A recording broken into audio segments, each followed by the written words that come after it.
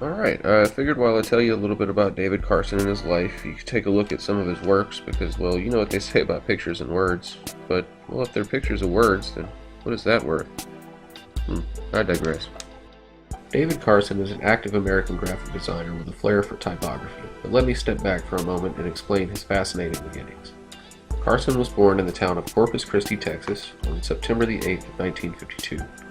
At the age of 4, he and his family moved to New York City, and he would be exposed to an epicenter of art and culture. Carson traveled around the U.S. and all over the world with his family as a youth, certainly exposing him to a worldly sense of design, if only subconsciously. As a youth, David Carson was talented artistically, but he didn't pursue a career in graphic design right away. While in college seeking a bachelor's degree in sociology from San Diego State University, he spent a lot of his time on the beach surfing. In fact, he had professional status through the mid and late 80s and placed 9th in the world in 1989.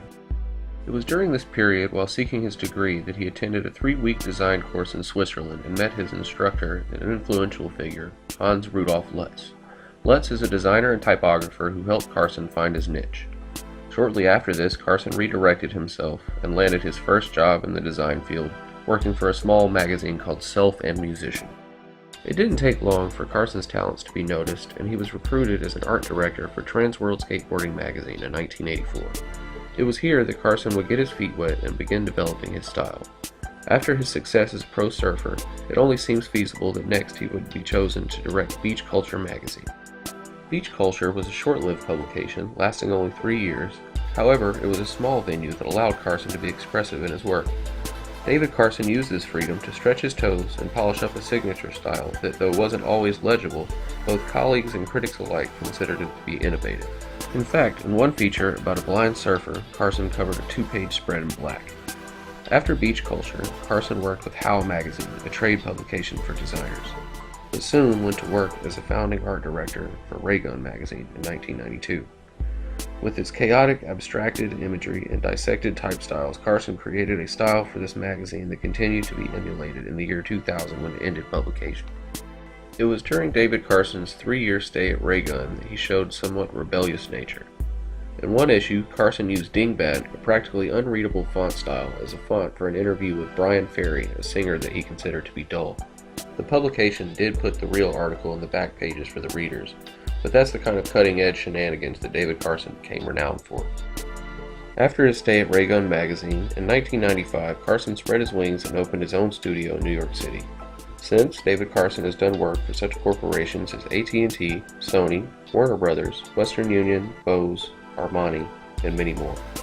He has also done work for such musical acts as Nine Inch Nails and Bush.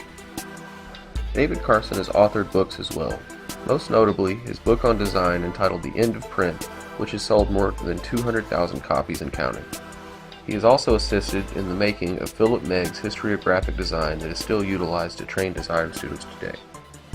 Carson has won over 170 awards in design over his 25-year career, including Best Overall Design and Master of Typography. David Carson's work was cutting edge in the design world of the past and continues to be ingenious today. He has in the past few years been experimenting with film and television and directing commercials. I think that it's David Carson's ability to shapeshift that intrigues me the most.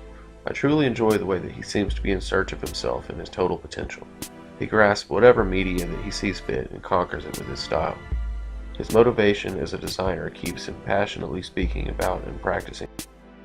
David Carson has influenced and taught so many designers who use type, and that is why I chose to highlight him for this seminar.